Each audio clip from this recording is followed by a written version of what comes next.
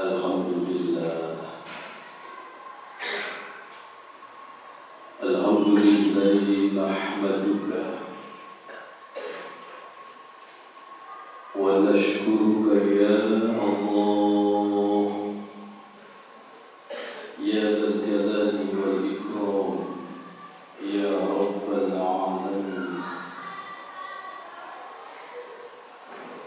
Ashhadu an la ilaha illallah wa ashhadu anna Muhammadan Rasulullah. Allahumma salli wa sallim ala nabiyyina al-karim ibnil karim al-mustafa al-mukhtar sayyidina Muhammad sallallahu alaihi wasallam wa ala alihi wa ashabihi ajma'in. Ayyuhal muslimun rahimakumullah, usikum wa nafsi bittaqwallah. Faqad qala Allah ta'ala fil Qur'anil 'azim,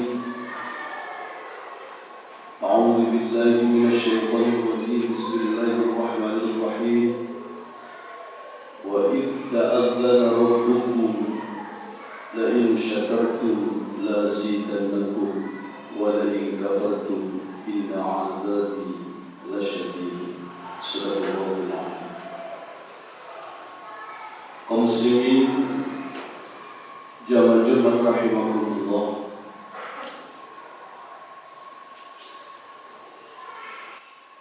di dalam beberapa hadis Rasulullah Muhammad sallallahu alaihi wasallam bersabda, kalau zaman sudah semakin tua, kalau dunia ini sudah semakin tua, maka banyak orang-orang yang akan kehilangan satu sifat sabar. Banyak orang yang kehilangan sifat sabar. Yang kedua, banyak orang yang tidak pandai mensyukuri nikmat Allah. Ini di antara tanda-tanda yang akan tampak kalau dunia ini sudah semakin tua. Orang sudah banyak yang tidak sabar. Dia kepingin kaya, ingin mendapatkan sesuatu yang lebih, yang banyak, yang wah. Tapi dia harapkan segala cara. Apakah itu mencuri? Apakah itu mengambil hak milik orang lain? Apakah itu menipu, memalsukan barang-barang dagangannya? Yang penting dia mendapatkan kekayaan yang lebih. Yang kedua, banyak orang yang tidak pandai mensyukuri nikmat Allah. Padahal kalau kita baca di dalam Al-Quran, Allah menjelaskan, jika kamu menghitung-hitung nikmatku, kata Allah, niscaya kamu tidak akan sanggup untuk menghitungnya. Begitu besarnya, begitu banyaknya. Wa in ta'uddu ni'matallahi la tuhsuha. Tapi kenapa banyak manusia yang tidak pandai bersyukur kepada Allah? Rasulullah Muhammad sallallahu alaihi wasallam dalam sebuah hadisnya, memang nafsu manusia tidak akan pernah merasa puas. Nafsu manusia tidak akan pernah merasa kenyang, kecuali kalau manusia itu sudah mati. Lau kana libni Adam wadiyan min dhabin labtaghaw thalithan wa la yamna'u jawfa ibni Adam illa al-turab. Kalau seandainya manusia itu diberi oleh Allah dua buah jurang, dua buah lembah, penuh isinya dengan emas, dengan intan, dengan permata,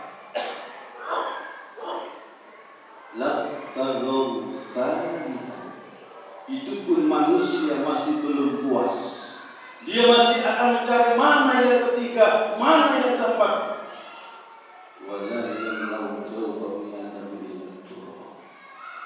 Nafsu manusia tidak akan pernah merasa puas, tidak akan pernah merasa berhenti, kecuali kalau dia sudah mati. Jadi kalau masih hidup seperti kita sekarang ini, kurang terus. Kasih satu, kurang dua, dua kurang tiga, tiga kurang empat, dan seterusnya. Dan sifat kurang puas ini kalau dibiarkan akan sangat berbahaya, akan timbul ketamakan, timbul keserakahan. Kalau ketidakpuasan tidak diantisipasi, maka akan timbul berbagai macam akibat. Di antaranya adalah ketamakan, keserakahan. Buktinya sekarang ini banyak orang yang tega mencuri, mengambil hak milik orang lain, bukan karena alasan kelaparan, bukan karena alasan kemiskinan.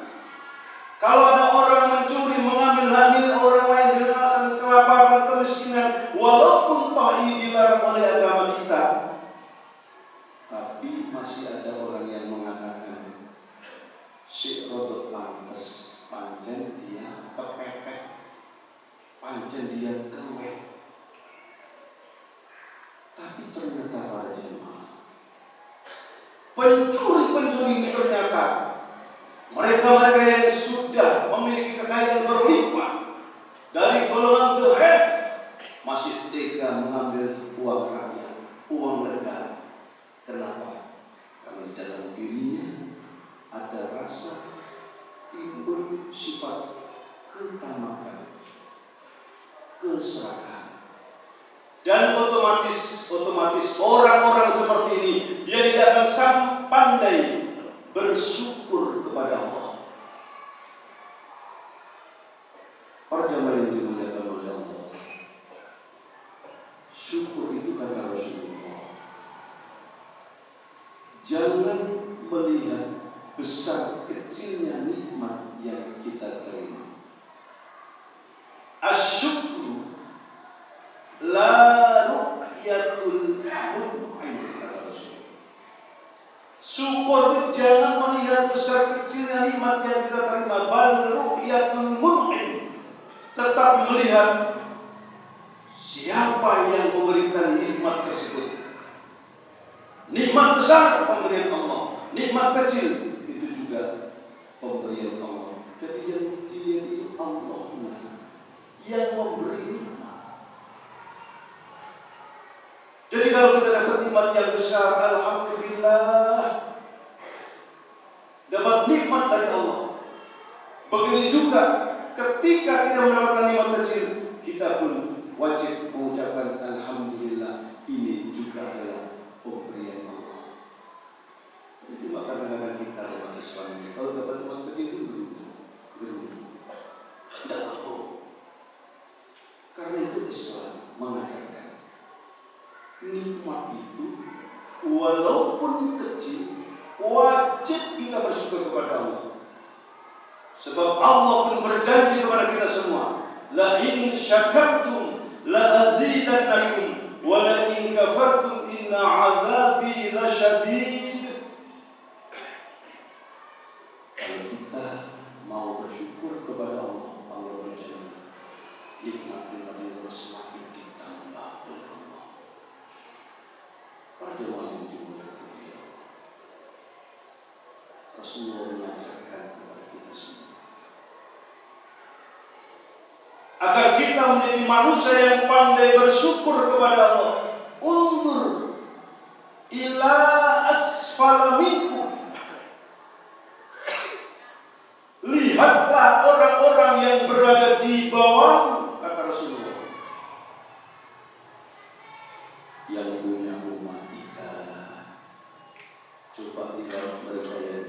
cuma punya dua. Yang punya dua coba lihat mereka yang cuma punya satu. Yang satu coba lihat mereka yang belum punya rumah. Agar kita yang punya rumah ini bisa mengucapkan Alhamdulillah, Alhamdulillah. Bahkan Imam Al-Ghazali menganjurkan kepada kita yang sehat-sehat seperti ini, sesekali masuk ke dalam rumah sakit, menyaksikan ribuan manusia terbaring di atas ranjang rumah sakit. Ada yang sakit ginjal, liver, cetok, diabetes, macam-macam. Agar kita yang diberikan oleh Allah kesehatan seperti ini bisa mengucapkan Alhamdulillah, Alhamdulillah. Yang sudah bekerja, coba lihat mereka yang belum bekerja. Bertahun-tahun mencari pekerjaan tak kunjung dapat. Agar kita yang sudah bekerja ini mau bersyukur kepada Allah. Tapi ini dalam hal dunia. Tapi kalau dalam hal kebaikan diperintah oleh Rasulullah, lihatlah yang di atas kita. Itu ada tetangga saya, orang kaya, tapi dia rajin berjamaah, baik sama orang. Itu yang kita lihat. Sementara saya orang biasa, tidak kaya, sombong. Jangan dibahas pada orang. Urusan dunia kita lihat yang di atas kita. Bayaran mek 3 juta, tonggo 10 juta. Oh masih tonggo 5. Nah ini. Kalau kita urusan dunia lihat yang di atas kita kurang terus. Tidak akan berakhir. Sebaliknya masalah kebaikan, lihatlah orang-orang yang di atas kita. Jangan melihat yang di bawah kita. Untung aku sholat subuh, daripada tetangga saya nggak mau sholat subuh. Nah ini terima. Jadi sekali lagi para jamaah yang dimuliakan oleh Allah, agar kita ini menjadi manusia yang pandai bersyukur kepada Allah dalam hal urusan dunia. Lihatlah orang-orang yang berada di bawah kita. Maka antimbul sifat syukur. Sementara dalam hal kebaikan kita, lihatlah orang-orang yang di atas kita. Insya Allah kalau demikian kita akan menjadi manusia-manusia yang pandai bersyukur kepada Allah. Dan kalau kita menjadi orang yang pandai bersyukur kepada Allah, jadi nama Allah akan diberikan kepada kita. La azidannakum, Allah akan semakin menambah nikmat-nikmat kepada kita. Ya hamba yang pandai bersyukur. Bahkan Rasulullah dalam sebuah hadisnya pernah bersabda, "Ajaban li amril mu'min," kata Rasulullah. Aku ini heran terhadap urusan orang mukmin. Inna amra kullahu khair, bahwa semua urusan orang mukmin ini baik semua, enggak ada yang jelek, semua baik.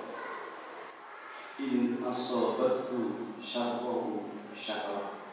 Ketika orang mukmin mendapatkan kebaikan, mendapatkan kenikmatan, dia bersyukur kepada Allah, fakana khairan lahu, dan itu adalah baik baginya. Wa inna asabathu darrun sabar.